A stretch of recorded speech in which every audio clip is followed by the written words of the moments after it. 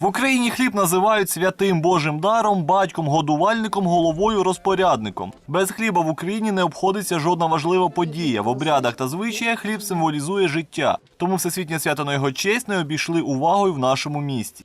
Мы пригласили принять участие ветеранскую организацию Саксаганского района, общественную организацию семей погибших участников АТО и просто жители улицы Космонавтов, генерала Радиевского, переулка Бульварного, Корничука. И получается, все вместе мы организовались в виде выпечки. Організатори кажуть, ідея заходу – подарувати людям гарний настрій та приємний відпочинок, адже їжа завжди була початком добра для людини. Мы, конечно, очень благодарны тем, которые у нас выпечку сделали, у нас блины спекли, пирожки, пирог, виноград вынесли.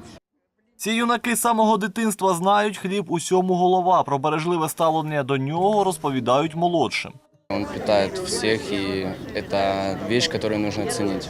Хлеб для меня – это вообще свято. Он дает просто силу, энергию, он нужен всем. И это, в первую очередь, православное значение. Свято хліба завершили конкурсом на кращу випічку. Гості свята дегустували домашні булочки, хліб і печиво та віддавали голос за найкращих господинь. Олександр Карамушка, Іван Баранов. Цей день.